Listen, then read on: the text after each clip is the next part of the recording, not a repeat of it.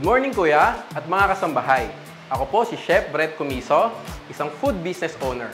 Ngayon ay ituturo ko kung paano ang paggawa ng chili garlic sauces at kung paano ito maging negosyo. Tara! Sama-sama tayong matuto at kumita sa bread and butter. Para po sa ingredients ng ating chili garlic sauce, kailangan po natin ng garlic, red chilies,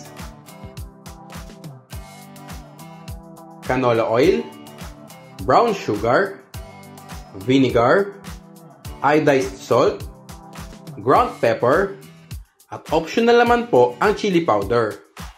At para naman po sa ating packaging, gagamit po tayo ng 120 ml na glass jars. Ngayon, simulan na natin ang pagluluto ng chili garlic. Kasama natin ngayon si Chef BJ para katulungin natin kung paano ang process ng pagluluto ng chili garlic. So yan, mainit na po ang ating kawali, pwede nating ilagay ang ating mantika.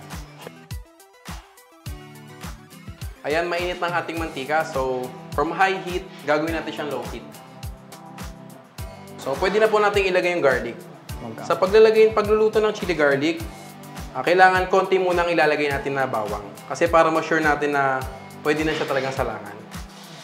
Ayan, makikita nyo po na nagbabubbles na, pwede na po ibuhos.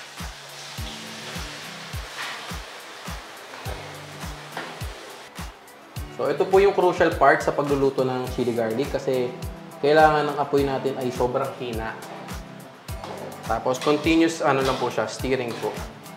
Kasi may tendency na kung minsan makakatingin po kayo ng chili garlic, kung magluluto kayo sa bahay na medyo mapait, yun po yung hindi nila na take note.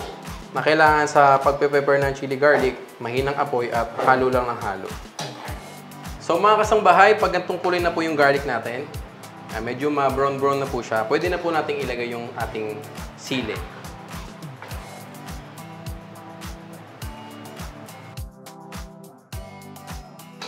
Paglagay po natin ng ating mga sili, continuous stirring pa rin po para maiwasan po natin yung pagkasunog po sa ilalim. So ngayon mga kasangbahay, nalagay na natin ang ating 3 main ingredients which is oil, garlic at ang ating sili. Pwede nating isunod ang ating suka. So mga kasangbahay, bukod sa paghanap ng fresh na ingredients, kailangan isa-isip din natin kung saan natin ito bibilin. So kami po, kumukuha po sa ating local na pamilihan, sa ating mga local farmers po. Na mas maganda po kasi na tayo nagdinegosyo, tayo kumikita, nakakatulong rin po tayo. After nating ilagay ang ating suka, isunod natin ang magpapasarap at magpapalasa sa ating product. So salt and pepper.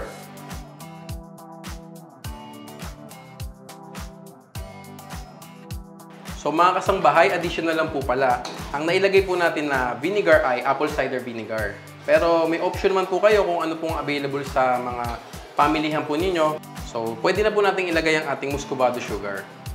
Yan. Same din po sa ating vinegar. Sa sugar naman po, pwede po kayong maglagay ng brown sugar, white sugar, kung ano po yung gusto nyong ilagay, kung ano po yung pasok sa panlasa nyo.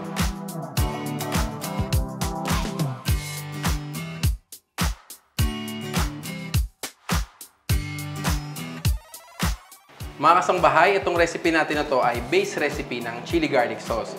So, kung gusto nyo pong magkaroon ng ibang variant, sweet, mas maanghang, extreme mild, pwede nyo pong i-adjust. Makikita nyo po na well-mixed and well-combined na yung ating mga ingredients. So, pag ganito po, malapit na po siyang maluto. Sa pagbibusiness natin ng chili garlic sauce, importanteng alam natin ang process ng sterilization. So, ano nga ba ang natutulong ito sa ating product? So, natatanggal nito ang chance ng pagkakaroon ng mikrobyo sa ating mga products. Para rin po, mas mapahaba ang shelf life nito. So, ang pag-sterilize po ay hindi lang para hugasan ang ating mga bote. So, ito po ay nag-aalis ng mga naiwang residue sa mga pabrika na kinukuha natin.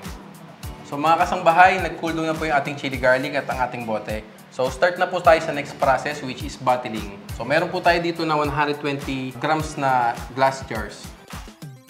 Ang weight po ng nating isasalin is yung pinakalaman niya lang. So, pwede po kayong mag-adjust kung 80 to 100 grams po ng pinaka-mixture po natin. Then, yung remaining po na weight na para mapuno po ang ating mga bote, oil na po yun. We've started our business po since 2016. Pero itong ating chili garlic sauce po ay nag-start during pandemic. So, pinang-freebie ko po ito pag kami nag-order sa amin ng food trays. Yung mga suki po namin sa paluto, parang nabanggit sa akin na, Chef, bakit hindi mo itry na ibenta? So, after po nating mabote ang ating mga chili garlic, ang next process po natin is canning process. Sa canning process po natin, magre-ready lang po tayo ng kaserola or kung saan po natin siya pwedeng isalang na mag-fit po yung quantity ng ating mga jars. So, ang tamang process po, magre-ready lang po tayo ng tubig na pag sinubmerge po natin yung ating mga chili garlic, abot po hanggang dito sa leeg. Kung tayo po ay magninegosyo ng chili garlic, isaalang-alang po nating malaman yung mga season kung saan po mura ang sili, mura ang bawang. Kasi pwede po tayong gumawa ng mass production doon sa mga months na mas mura po sila.